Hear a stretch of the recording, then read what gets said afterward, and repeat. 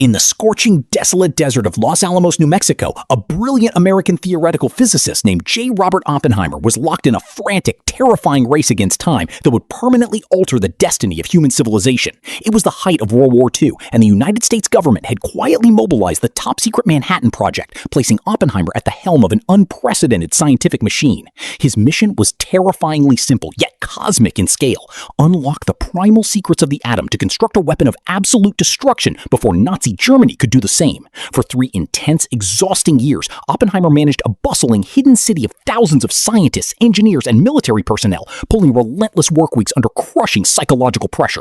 He dropped down to an ant skeletal 115 pounds, fueled almost entirely by black coffee and chain-smoked cigarettes, driven by a fierce patriotism and the absolute certainty that the world's freedom hung entirely in the balance. The climax of this grueling scientific endurance test arrived in the pitch-black pre-dawn hours of July 16, 1945 at the isolated Trinity test site.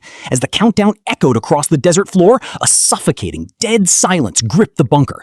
Suddenly, a blinding flash of light, brighter than a dozen suns, tore through the New Mexico sky, followed by a roaring, apocalyptic shockwave that shook the Earth to its absolute core. A colossal, terrifying mushroom cloud billowed 40,000 feet into the atmosphere, signaling the birth of the atomic age. Watching the monstrous firestorm, Oppenheimer did not celebrate. Instead, a chilling, profound realization of cosmic horror struck his soul. The ancient words of the Hindu scripture, the Bhagavad Gita, flashed vividly through his mind. Now I am become death, the destroyer of worlds. Less than a month later, the atomic bombs were dropped on Hiroshima and Nagasaki, abruptly ending World War II, but unleashing a terrifying new global reality. The cultural and political ripple effect across the United States was instantaneous and agonizingly complex. Oppenheimer was instantly hailed as an iconic American hero, his face gracing the covers of national magazines as the father of the atomic bomb. Yet, as the Cold War ignited and a catastrophic nuclear arms race with the Soviet Union loomed, his scientific triumph morphed into a crushing, lifelong psychological burden.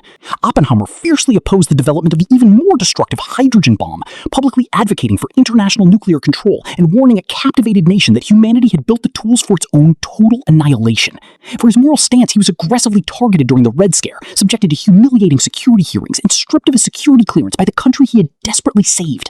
Robert Oppenheimer single-handedly proved to the world that the ultimate burden of genius is not just solving the impossible, but living with the terrifying consequences of what you leave behind.